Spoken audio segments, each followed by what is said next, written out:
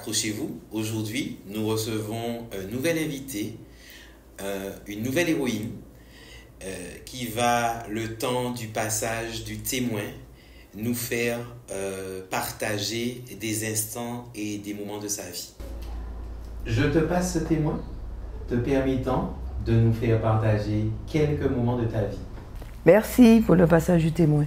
Alors, bonjour, je me présente Muguette Colonnette, j'ai 58 ans, je suis jeune fille de 33 ans avec 2 petits-enfants.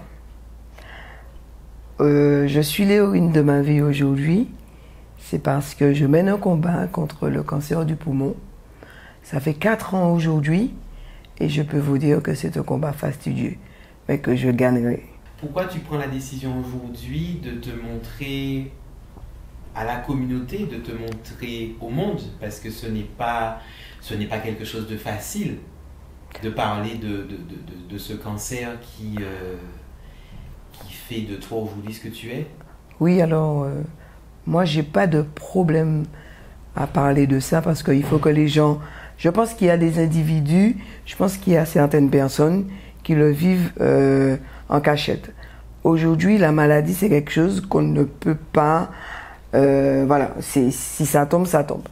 Il faut vivre avec. J'ai décidé de vivre avec, de continuer ma vie avec cette maladie. C'est-à-dire que elle est là, je la combats, je suis en combat, ça fait 4 ans. Dur passage, je ne vais même pas rentrer dans les détails parce que les traitements sont lourds et sont toujours lourds. Mais tout ce que je veux dire, c'est qu'il faut s'armer de courage et continuer sa vie. C'est-à-dire que c'est comme quelque chose de positif qui arrive dans votre vie. On est content, eh bien, la maladie est arrivée, je continue ma route, elle est là, mais elle ne va pas continuer ma route, elle ne va pas m'empêcher à vivre, à être moi. Aujourd'hui, j'ai décidé, malgré ce combat, de rester Muguette Colonnette. C'est tout. Et je vis pleinement. Alors, c'est vrai qu'on est affaibli, il y a beaucoup de choses, mais je continue à être Muguette Colonnette et je ne changerai pas. J'irai jusqu'au bout. Tu connais un petit peu le principe de l'émission Mocaillage. En tout cas, je me permets vraiment de féliciter Muguette de participer en tout cas à cette émission. Je sais que lorsque je lui en ai parlé, d'ailleurs c'est même pas moi qui lui en ai parlé, c'est d'ailleurs elle qui a suivi Mocaillage et qui m'a dit mais Jean-Pierre, mais c'est l'occasion jamais de parler de mon combat. Parce que, comme tu m'expliquais, je crois que tu trouves que c'est un petit peu... Enfin, le mot héros, en tout cas, te parlait. Oui. Voilà, le mot héros, en tout cas, te parlait. Et je suis un petit peu ému d'en parler. Oui, c'est parce que, c'est vrai, quand tu m'en as parlé, quand je suis tombée malade en 2021 et que je ne pensais jamais voir la fin de l'année, et j'ai vu que j'ai passé 2021, 2022, 2023. J'ai dit non, ça il faut en parler, c'est pas possible.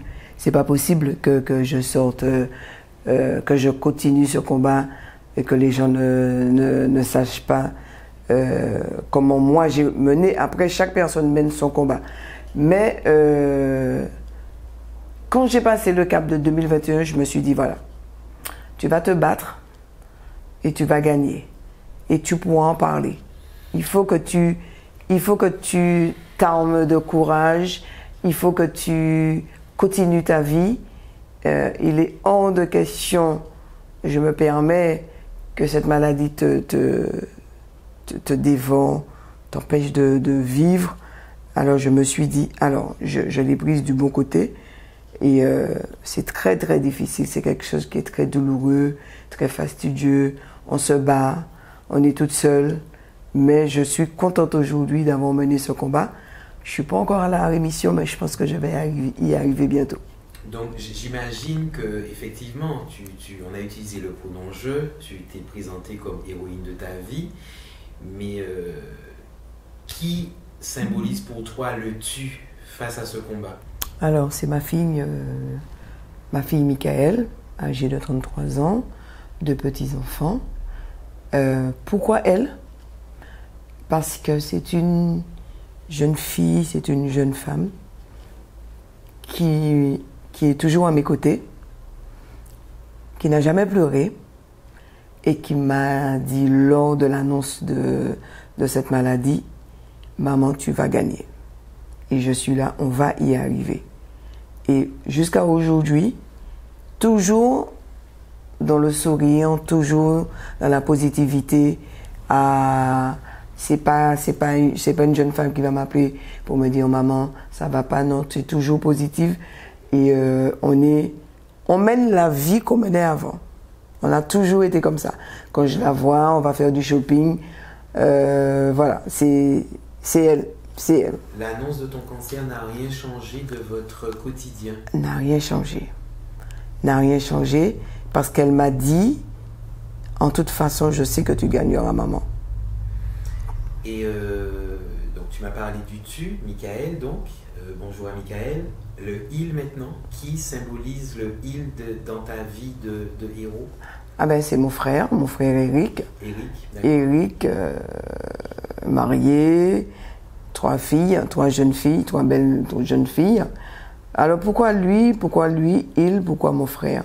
Parce qu'il a toujours été à mes côtés. C'est ton frère aîné? C'est mon frère juste avant moi, mon frère qui vit juste avant moi. Nous sommes d'une patrie de 8 enfants, nous ne restons que 4. Et on a toujours été ensemble. Alors pourquoi lui? Parce que il m'a toujours accompagné. Il m'appelle le matin, il m'appelle le soir.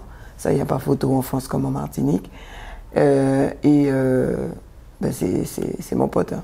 Oui, parce que tu parles de France et Martinique, parce que si j'ai bien compris, tu es à la fois traité... Je suis soignée en France, cancer déclaré en Martinique, je vais le dire haut et fort.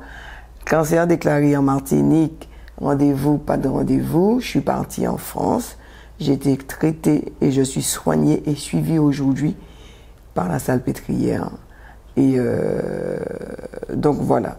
Alors, après 2 ans, j'ai eu la permission de venir de temps en temps me ressourcer. Et je suis quand même, j'ai des soins quand même lourds que je poursuis certains en Martinique. Mais aujourd'hui, je suis une patiente suivie par la métropole.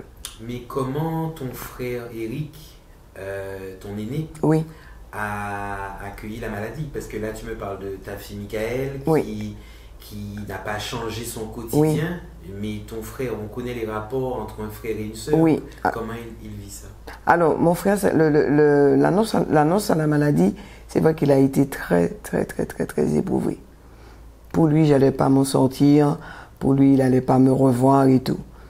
Et c'est vrai que durant mon parcours, je lui ai jamais donné de détails des différents examens, des différents traitements par là où je suis passée. Je vous en parlerai même pas parce que c'est une étape de ma vie qui a été vraiment douloureuse, mais que j'ai vécu moi. Je me suis battue et j'en parlerai avec d'autres patients, mais ça a été très très très dur et lui là-bas je lui en parlais pas.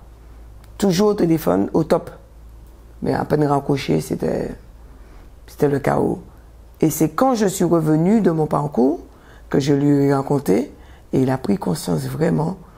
Et mais c'est un frère que voilà, il est à mes côtés et nous sommes des inséparables. On a abordé le il, maintenant on va aborder le elle, le pronom elle. Oui. Alors le elle, c'est ma copine, mon amie d'enfance du collège qui s'appelle Nicole. Donc Nicole est l'héroïne de ta vie. De ma vie. Parce que à l'annonce de la maladie à la Ménard, je l'appelle et je lui dis voilà, j'ai un cancer du poumon. Elle me dit écoute. Tu lui annonces ça comme ça? Oui. Voilà, j'ai un cancer du poumon. Oui, ça c'est moi, un petit peu comme je t'ai appelé, comme j'ai appelé tout le monde. Voilà, bon, voilà, j'ai un cancer du poumon, voilà. Et elle me dit bon, écoute, j'ai un frère qui travaille à l'hôpital. Je vais lui demander et tout. Et elle me rappelle, elle me dit qu'est-ce que tu comptes faire? Je lui dis que je vais me soigner ici. Il n'y a pas le feu. J'ai été reçue, on m'a dit qu'il n'y avait pas de problème. Non mais Muguet, tu parles de ça comme si on te disait que tu avais mal au ventre. Parce que cancer du poumon, comme cancer, il y a un traitement, je vais me soigner, il n'y a pas de problème. J'ai pas vu la mort, j'ai pas pensé à ça, c'est pas, moi, je me dis, bon, on va me donner un Doliprane, on va me donner quelque chose, et puis bon. Un Doliprane? Ah ben oui, c'était ça.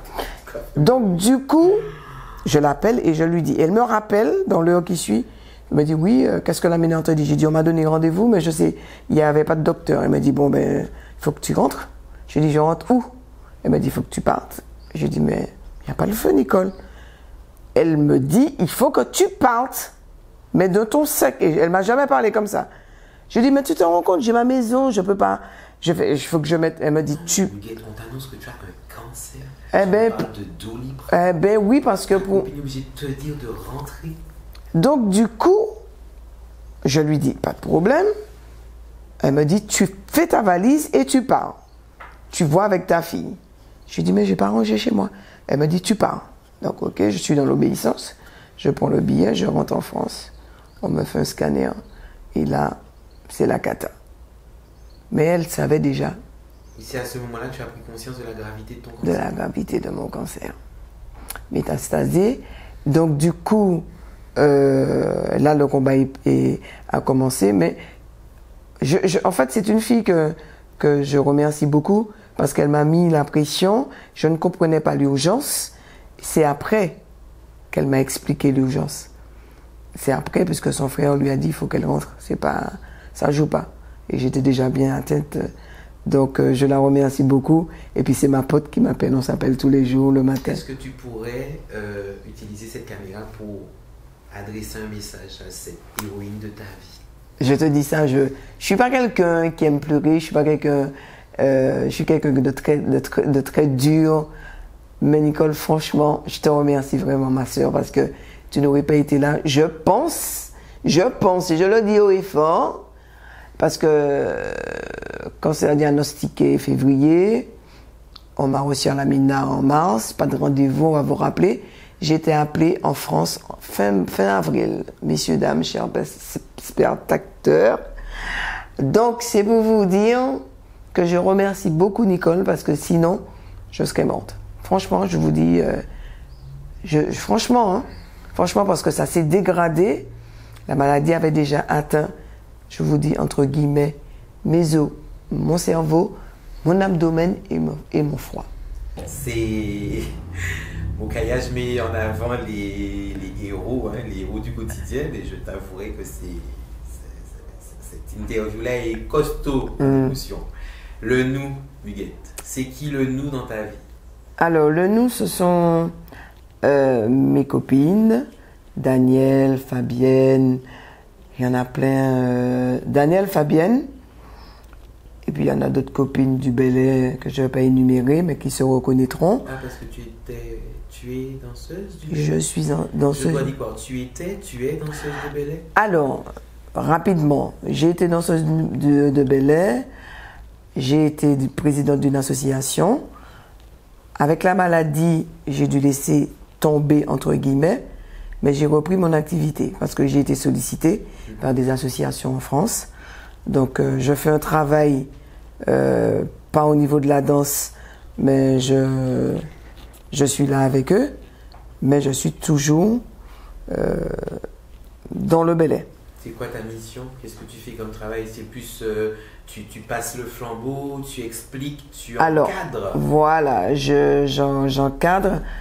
Alors, la dernière expérience que j'ai eue, c'est avec une association de chansons qui s'appelle Arôme 2000. Ils ont eu leur soirée Bel-Air en février. Et on m'avait demandé de préparer le convoi. Donc, j'ai préparé les filles à la danse. C'est quoi un convoi? Un convoi Bel-Air, c'est... pour présenter, tu as une association, tu présentes le travail qui a été réalisé. Donc, moi, Muguette Colonnette, Bel-Air, 3 Bel-Air, Bel-Air Licide, Bel-Air Basse-Pointe, Bel-Air Lino. Je suis une danseuse de Bel-Air Licide. Pardon? Bel-Air Licide. C'est quoi Bel-Air Licide? Bel-Air Licide, c'est ce qu'on danse au sud. Bel-Air Lino, c'est à Sainte-Marie. Bel-Air Basse-Pointe, c'est à Basse-Pointe. Je suis une danseuse de Bel-Air Licide. Donc, j'ai été sollicitée par cette association pour préparer le convoi et on a travaillé. On a fait un travail qui était merveilleux, pour lequel j'ai été récompensée. Qu'est-ce qu'on t'a donné? De l'argent? Non, j'ai eu un trophée, m'a pas aidé. J'ai eu un trophée. Alors, j'ai été récompensée par ma rigueur surtout. Et, Tu es une femme rigoureuse. Très rigoureuse. D'accord. Et on a beaucoup travaillé. Oui. Et ça a été, franchement, moi-même, j'ai été contente de mon travail. Et le vous, Muguette? Vous, qui sont ces héros qui font partie de ton vous? Alors, durant mon parcours, le vous, il y a mon ex-chef Annie Condamino. En quoi elle fait partie de tes vous? Parce que c'est une femme, une copine, une amie, une collègue. Enfin, on a travaillé ensemble, on a passé des moments difficiles, mais durant mon parcours avec la maladie, elle a toujours été à mes côtés. Je ne peux pas aujourd'hui ne pas lui témoigner ma sympathie, ma reconnaissance et mon soutien. Annie, je te remercie beaucoup. Beaucoup, beaucoup, beaucoup. Tu as l'occasion de... Beaucoup. Je te remercie beaucoup, beaucoup, beaucoup, ma Annie. Best, tu sais déjà. Ça, c'est une. Ensuite, dans le vous, il y a mes neveux et nièces qui m'appellent tous les jours. Tati, Tati Doudou, Tati Chérie, on est là. Ça, c'est bien. Dans le vous, il y a aussi des connaissances. Alors, il faut que je les cite quand même. Des gens que j'ai côtoyés dans le milieu culturel, que je n'avais pas d'échange plus que ça, et qui m'ont témoigné leur soutien durant tout ce parcours. C'est des gens que je connais. Donc ça, je reconnais et je leur remercie. Et dans le vous, j'ajouterai aussi des gens que, avant de tomber malade, qu'on a vécu une belle vie, qu'on a menée vraiment, on était bien, et durant la maladie, qui ont disparu. Ça aussi, il faut les citer. Mais ça m'a permis de me fortifier face à cette épreuve. Mais donc, tu parles, tu parles de ces personnes qui ont disparu, et nous on parle de héros. Donc quelque part, ces personnes qui ont disparu dans ta vie, alors que quand tu étais bien portante, ils étaient là. Oui, parce que... Là, pardon, oui, parce que... Pourquoi je les cite en tant qu'héros pour moi, entre guillemets? La maladie, le parcours, dans le combat qu'on mène dans la maladie permet à un individu de faire vraiment, vraiment, vraiment, vraiment un travail sur soi. Et c'est là qu'on voit, c'est là qu'on décortique sa vie, c'est là qu'on voit beaucoup de choses et qu'on prend chaque personne, chaque individu, et on se dit, voilà, je me suis trompé, je me suis pas trompé. Parce qu'on a le temps de réfléchir. On va très, très, très loin dans la maladie. Parce qu'on est seul, en même temps, on n'est pas seul. Et aussi, moi, je reste persuadée, ça c'est moi, Muguette Colonel, de mon expérience, qu'il y a une force, l'être suprême. Je crois en Dieu, et je pense franchement et vraiment, je ne sais pas que les gens m'entendent, ceux qui veulent entendre n'entendent pas. Je pense franchement que Dieu est là, et a été dans mon périple. Je lui dois beaucoup et je m'accroche à lui, franchement. Parce que je pense que aujourd'hui, là où je suis passé et là où je suis sorti, je vois pas. Même mon médecin, il comprend pas. Il comprend pas. Donc il y a quelque chose. Il y a bien un être, il y a bien quelque chose qui m'aide. Voilà. Parce que je précise quand même, je suis atteinte de cancer à stade 4. Donc quand on vous dit que stade 4, c'est que bon, la mort est là.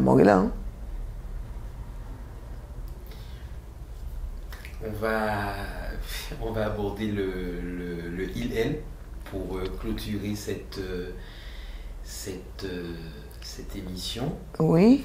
Donc, qui sont ceux qui font partie de tes il et elle? Alors, j'ai mon parcours avec la maladie, mes soins, c'est en métropole. Donc, j'ai connu des patientes. J'ai plus côtoyé des patientes parce il y a un club, on faisait du sport, on avait des animations, on se retrouvait. Et j'ai connu des femmes atteintes comme moi du cancer du poumon, qui n'ont jamais fumé comme moi-même, et qui étaient vraiment, vraiment, vraiment, voilà, elles étaient abattues. Elle se laissait aller parce que la maladie, ça vous change hein, physiquement, tout ce qu'on veut. Bon, on n'est plus la même personne. Et durant ce parcours avec elle, je ne sais pas hein, où est-ce que j'ai pris cette énergie, mais je servais de coach. Donc c'était une coach qui disait, chez moi on ne pleure pas. Arrêtez, on ne pleure pas, on se bat, il n'y a pas de cheveux. Soit tu attaches ta tête, soit tu mets une perruque. Bon, moi j'ai choisi d'attacher ma tête parce que j'ai pas de souci avec ça. Pourquoi tu veux mettre une perruque? Parce que je ne mets pas de perruque, c'est pas moi, je ne suis pas vrai. Je vais arriver là, j'aurai une perruque, tu vas me regarder, je ne serai pas moi. Alors, donc je préfère. Donc on s'est battu, j'ai fait un travail avec elle pour leur dire, voilà, on n'est plus pareil physiquement. Bon, on plaît, il faut pas porter attention au regard des autres. Il faut se battre pour soi, il faut s'aimer soi, il faut être dans l'acceptation de la maladie. Tu me dis on plaît. Tu as un petit doudou qui... Ben oui, je plains. Parce que quelqu'un vous rencontre, il ne sait pas que vous êtes malade. C'est ce que vous dégagez. L'énergie qu'on dégage. L'énergie qu'on dégage. Je regarde le sourire, la façon de parler. Voilà. Il faut toujours rester, et c'est ce que je dis aux filles, on est malade. Ok, tu es malade, nous sommes malades. Mais tu es trois. Garde ta personnalité. Alors après, on me dit, oui, c'est parce que tu parles comme ça, parce que tu as une force morale qui te dit... je dis non, il faut rester soi face à la maladie. Il ne faut pas se laisser... alors, il y a des moments, il y a des coups de blues, c'est clair. Mais on se relève et puis c'est moi. Tu reconnais quand même que quand je t'entends parler de la maladie, tu me dis que tu es quand même à la tête d'un cancer stade 4. Je ne connais pas forcément la nomenclature du cancer, mais le simple fait d'utiliser le chiffre 4, ça oui. veut dire que je pense que c'est quand même quelque chose de relativement grave. Ah oui, oui, c'est pas forcément évident d'avoir cette espèce de hargne et cette combativité pour lutter, parce que moi je suis abasourdi. Quand je te vois, je vois le combat que tu mènes, je vois la pêche que tu as. Oui, parce que je me suis dit... Alors, l'homme a mis son stade 4, mais pour moi, je suis malade, je vais me soigner, que ce soit 4, 5, 6 ou 7 ou 8 ou 9 ou 10, on se soigne et puis on s'accroche, on croit à quelque chose. On croit à quelque chose. Il faut croire, je dis ça, je transmets, il faut croire à quelque chose et rester soi-même. En tout cas, je te remercie. Je vais t'inviter à conclure. Donc, je te donne la parole. Si tu as un message à transmettre, tu peux le transmettre directement.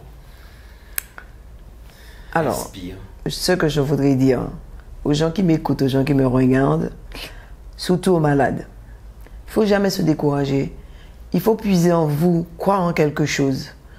C'est vrai que le combat, il est difficile, il est dur, on souffre, les traitements sont lourds, mais il faut y croire, rester positif. Et plus on va penser plus positif, aujourd'hui j'ai rencontré des gens que j'avais jamais rencontrés, des gens que je pensais jamais. Et être malade et penser positif vous emmène un environnement positif et on oublie. Ça m'arrive souvent d'oublier la maladie parce que je reviens à moi-même, je me dis que je suis normal. Voilà. Et il faut rester positif. Après, tout dépend de la force morale, tout dépend de ton charisme, de beaucoup de choses, je suis d'accord. Mais il faut rester positif, il faut se battre. Il faut essayer de ne pas pleurer, parce que la maladie demande les pleurs. Alors moi, on me dit comment je fais, mais je ne pleure pas, parce que je me dis non. Il ne faut pas que je pleure, il ne faut pas que je pleure. Je reste positif, je mets la radio, je chante. Voilà. Il faut se battre, il faut rester positif. Alors, l'environnement, moi je refuse de fréquenter les gens négatifs. Tu as pris la décision. J'ai pris la décision de ne pas fréquenter les gens négatifs. Tu me rends compte, qu'est-ce que tu as? Non, ça me fait de la peine. Ah, je pensais pas, tu commences à pleurer, je tourne mon dos. C'est comme ça. Moi, ça c'est moi. C'est pas la peine de pleurer pour moi, prie pour moi, fais quelque chose, mais c'est pas la peine de pleurer parce que tu ne peux rien faire. Donc moi, ça c'est moi. Je suis très, très catégorique dessus. Après, que les malades, que les gens, même l'entourage, soyez positifs. Restons positifs et on va y arriver. Je pense qu'on va rester sur cette note positive, comme a dit Muguette. soyons positifs, restons positifs. Et Mokaïage, je suis vraiment fier de te recevoir dans ce média de proximité parce qu'aujourd'hui, en fait, tu es vraiment l'héroïne de ta vie et je suis fier de toi. Donc, chère communauté, un exemple d'une femme qui se bat, d'une femme qui, malgré la maladie, transmet cette positivité. Et toi, quel héros es-tu?